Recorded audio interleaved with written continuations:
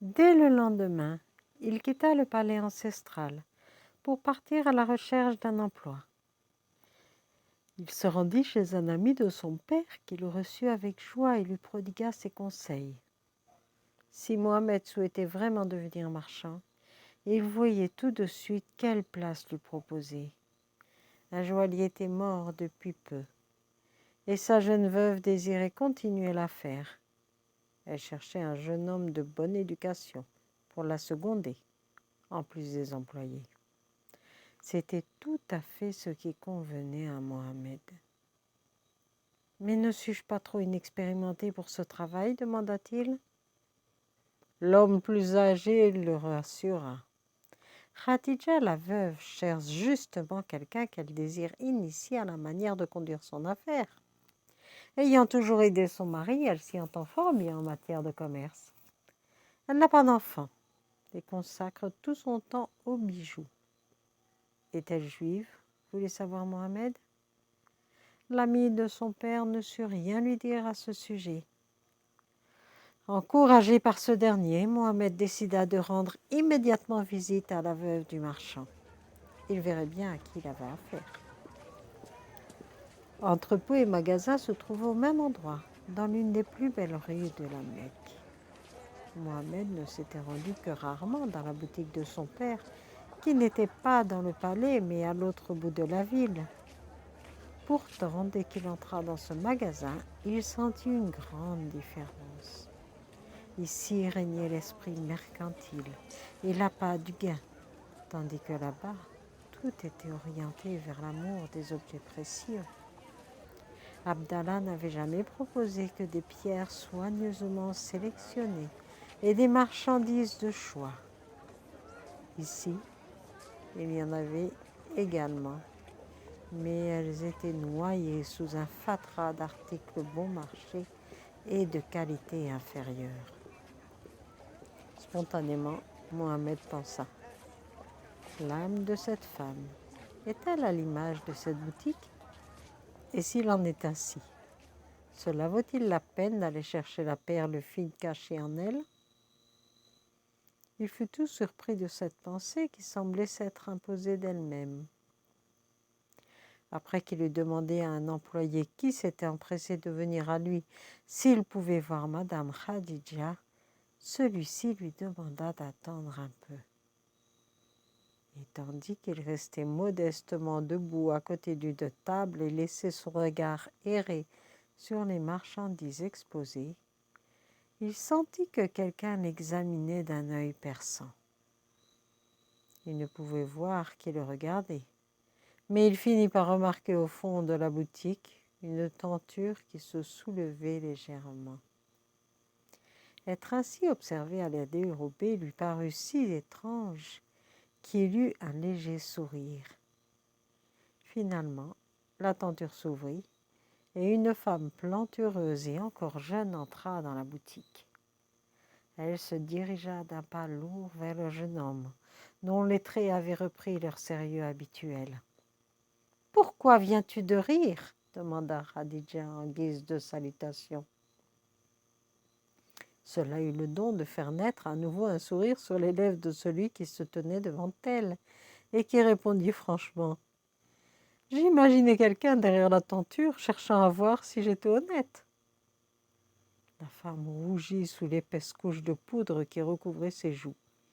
Elle tenta toutefois de paraître naturelle et dit: « Si tu es venu pour m'aider au magasin, tu auras souvent l'occasion d'être toi aussi derrière la tenture pour observer les clients. » Mohamed se tut.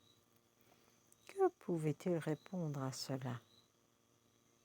La femme le repoussait et l'attirait tout à la fois. Elle devait avoir environ 24 ans, donc presque 10 ans de plus que lui. Et pourtant, il se sentait supérieur à elle. Comme il se taisait, elle prit de nouveau la parole. « Veux-tu travailler chez moi pour m'aider dans les achats et les ventes ?»« C'est justement ce que j'étais venu te demander, » répondit Mohamed en hésitant. Les employés s'étaient retirés dans l'entrepôt. Ils étaient donc seuls tous les deux. Mohamed poursuivit: « Je voulais d'abord te dire que bien que mon père ait été marchand, je suis parfaitement ignorant en la matière. Mais maintenant, je préfère te dire que je ne suis pas habitué à voir mener les affaires comme elles le sont dans ton magasin. J'aurais beaucoup de mal à travailler ici. » La veuve l'écoutait avec stupeur. « Sais-tu que j'ai refusé ces derniers jours une trentaine de jeunes gens qui me priaient instamment de pouvoir travailler ici. Et toi, de loin le plus jeune de tous, tu oses me dire que mon commerce te déplaît? Ce n'est pas moi qui te demandais de venir. Tu peux retourner là où tu étais. » Sans un mot, Mohamed se dirigea vers la porte. Mais cela n'était pas du goût de la femme.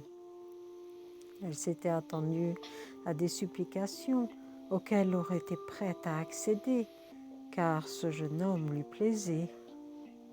Quelque chose l'attirait dans son aspect et dans son comportement, mais si elle voulait le retenir, elle devait faire vite. Il n'était plus qu'à quelques pas de la rue.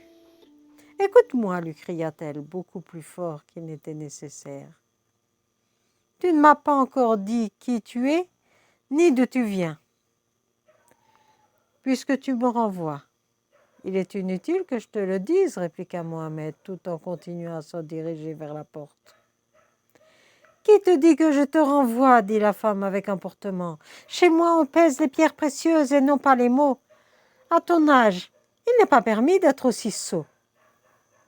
J'aurais dû comprendre que tes paroles ne sont pas toujours en accord avec tes pensées, laissa échapper Mohamed. Et qu'est-ce qui peut te faire croire une chose pareille? Demanda la femme, attirée malgré elle.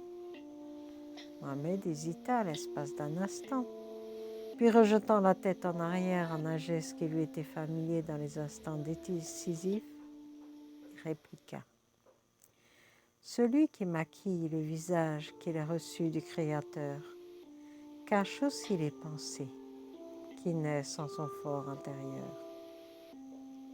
La femme se fâcha de nouveau. Pourtant, le jeune homme était différent de tout ce qu'elle avait pu rencontrer jusqu'à présent. S'il parlait toujours de cette façon, on ne devait pas s'ennuyer avec lui. « Tu peux venir travailler chez moi, lui dit-elle avec bienveillance, s'attendant à un joyeux remerciement.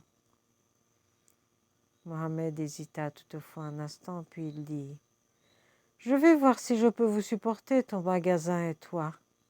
Aucun de deux n'est authentique. » Elle regrettait à présent d'avoir donné son accord et s'apprêtait à le retirer en toute hâte lorsqu'un client entra. Elle fut obligée de lui accorder toute son attention. L'homme était difficile à satisfaire. Il fallait lui apporter des objets qui se trouvaient dans tous les coins du magasin. Mohamed comprenait immédiatement ce qu'il désirait, aller le chercher et le tendait à Khadija, aussi naturellement que si le magasin lui appartenait. L'homme acheta plus qu'il n'avait eu l'intention de le faire, et la femme vit qu'elle avait un aide très précieux.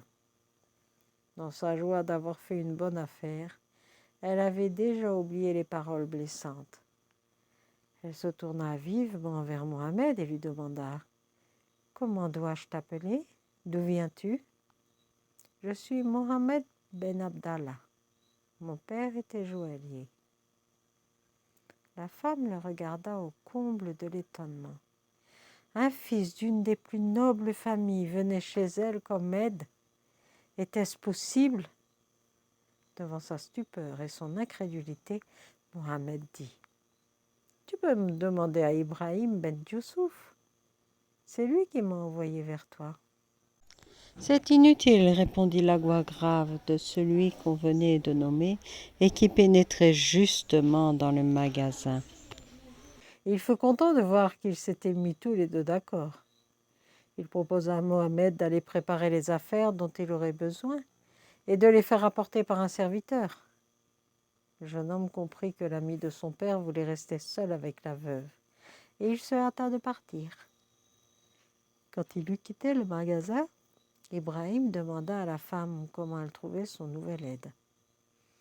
Elle répondit qu'elle avait du mal à s'en faire une idée, Il était extrêmement bien élevé, mais son langage était sans phare.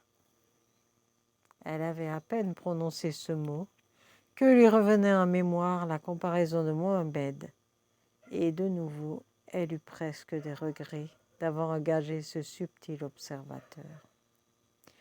Mais Ibrahim l'incita à se réjouir, car elle ne pourrait trouver meilleur assistant. Il était tout à l'honneur du jeune homme de préférer souffrir une injustice et de vouloir se rendre indépendant plutôt que d'expulser son oncle infirme. De plus, il n'avait jamais entendu dire que du bien de Mohammed, qui ne tarderait certainement pas à devenir un soutien pour elle.